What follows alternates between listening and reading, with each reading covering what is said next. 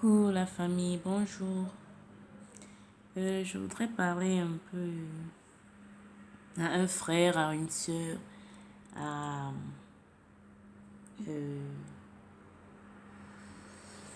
à un père, à une mère. Ça dépend de où vous êtes, de qui vous êtes, riche, blanc, noir, pauvre, malade, en bonne santé. Tout le monde, quoi. Je voudrais m'adresser spécialement à nous tous, aux jeunes, aux personnes âgées, aux adultes. Au fait, chacun d'entre nous est né pour accomplir une destinée. Chacun de nous est né ayant une destinée toute précise. C'est ça qui fait qu'il soit sur terre. Peu importe que tu sois né d'un enfant qui ne connaît pas ses parents, qui est venu, tu te dis peut-être que excusez-moi du terme, mais d'autres qui disent souvent des enfants bâtards. Tu n'es pas bâtard, tu ne peux pas être bâtard parce que Dieu a voulu que tu sois là. Tu es là pour une mission. L'essentiel est de savoir pourquoi tu es là. Et si tu dois connaître là où tu es là, tu dois entrer dans ta Bible. Tu dois chercher une Bible comme ça. Tu dois accepter d'abord le Seigneur Jésus-Christ comme ton sauveur, ton Seigneur personnel.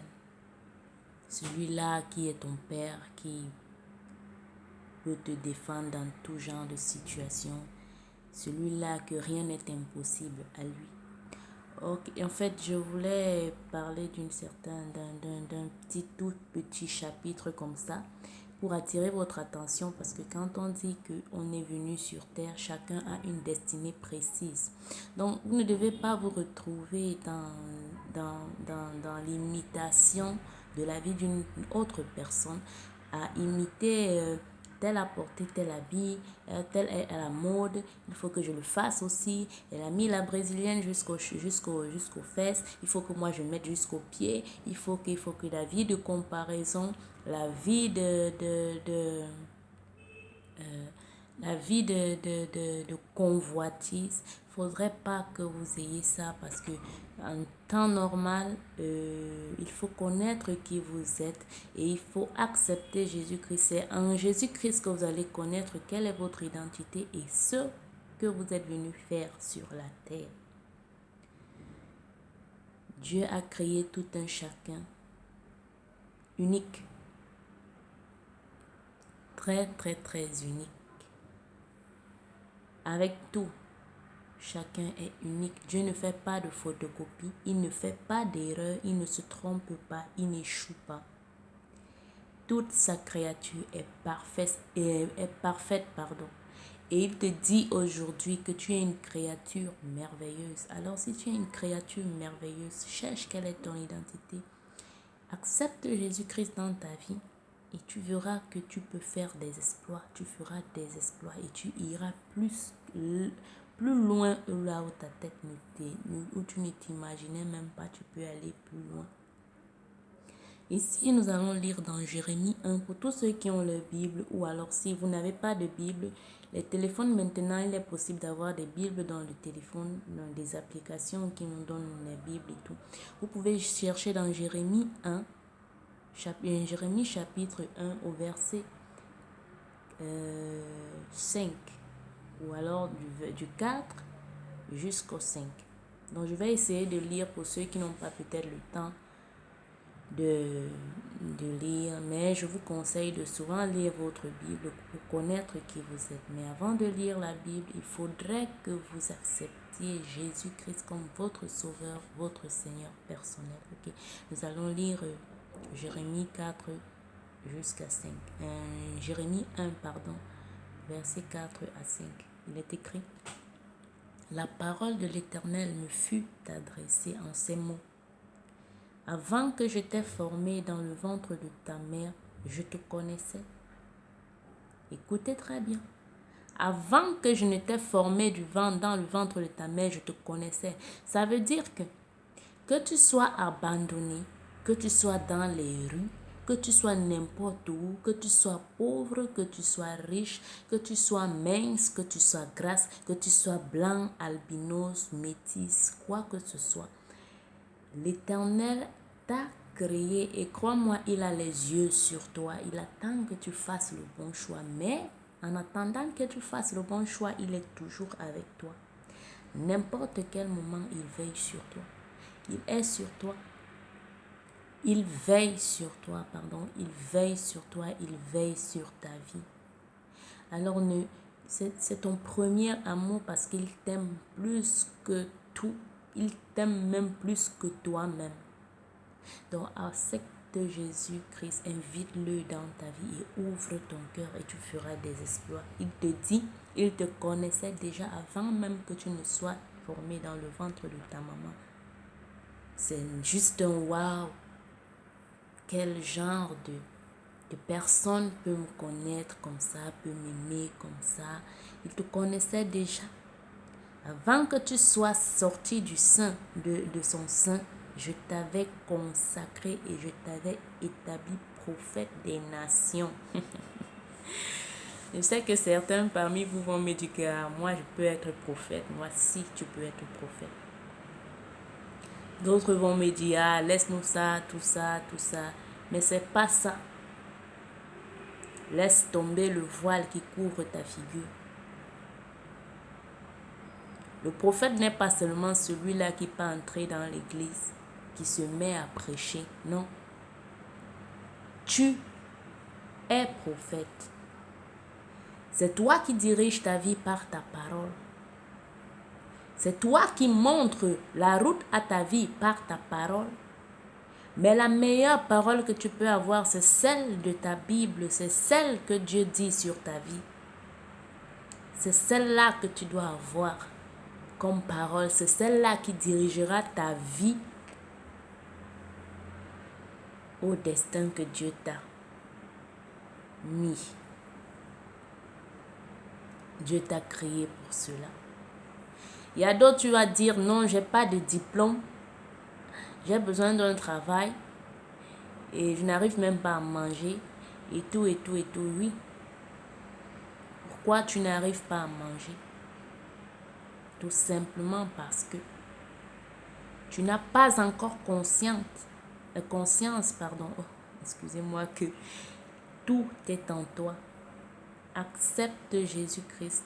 Tu deviens une nouvelle créature. C'est-à-dire Dieu ne te juge pas. Il ne te jugera jamais. Il t'aime.